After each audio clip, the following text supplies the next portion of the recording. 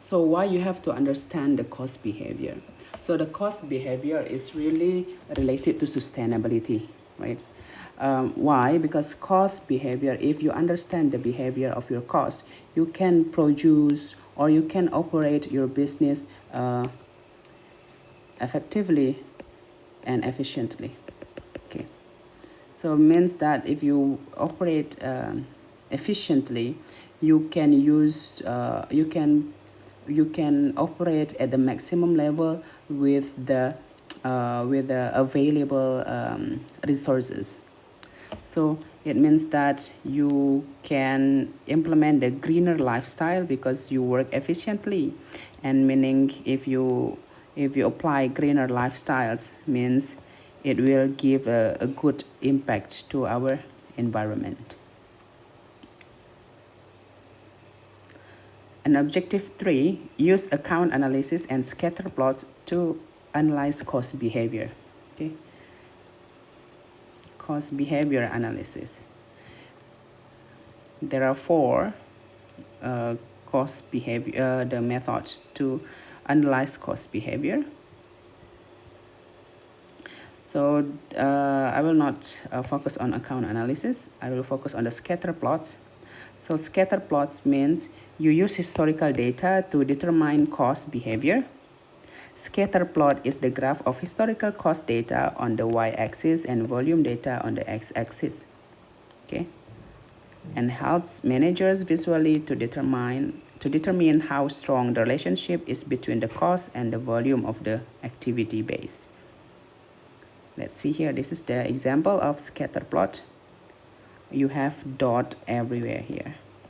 It's from the historical data. So this is the volume of number of guests. So it's like this. So if you serve like let's say for 14,000 guests, and the cost will be 120,000 around that.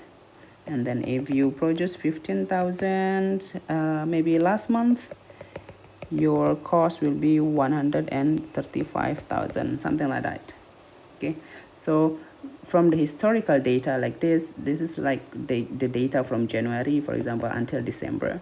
So you're gonna analyze this data and then use this plots to analyze the characteristic of the cost, and then to forecast or to analyze future cost. Okay.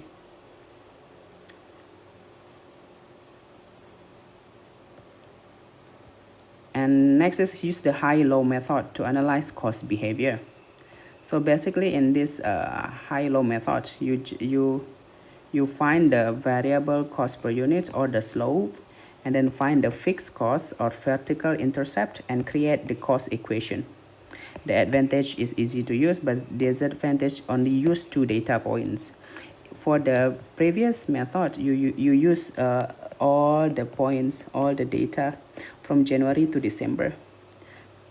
You can see here now the scatter plot from January to December, and then you see the graph is like this, right? The graph is like this. Okay, so meaning that if the graph is like this is, if not mixed cost, then this is variable cost, right? You can like make the line longer. If the line meets the 0 here, it will be variable cost. If the line here is start from here, not at 0 but some points here, so this is mixed cost. Okay, easy for this one. Not not real easy, but you use many data. Okay, but for the high-low method, it's easy, very easy, and then only use 2 data points, so not really accurate, we can say. Okay, remember the method, the name of the method of this is high-low method, so you're gonna use 2 data, highest and lowest. Let's see here. So you have this data, this is the miles driven, and this is the operating cost.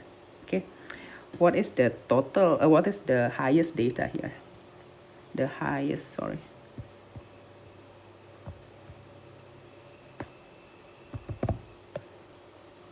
The highest one, the most expensive, the most productivity, this one, right? And then the lowest one is this one. So you only take this data.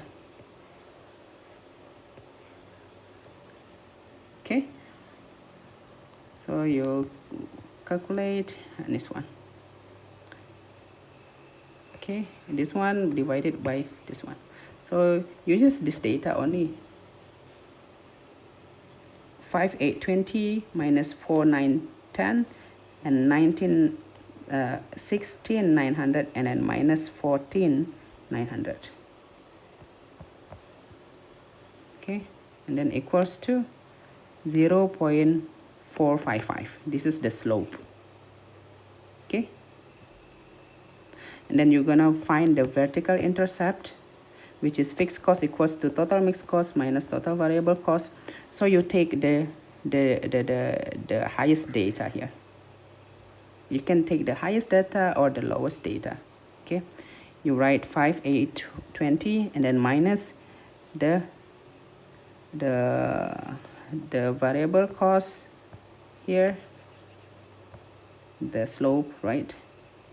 And then multiply with the miles driven for the highest data. Then you got 1869.5. So this is the fixed cost. Okay, so that the function, the equation of this data is this one, y equals to 0.455 multiplied by the miles driven plus 189.69.5. Okay, this is the, oh sorry, this is the variable cost and this is the fixed cost. So you, for example, there is a question, if the function is like this and you drive for 5,000 miles, how much is the total cost? You just put the 5,000 into this function. Put 5,000 here and 5,000 multiplied by this number and plus this number. Then you got the total cost. Okay?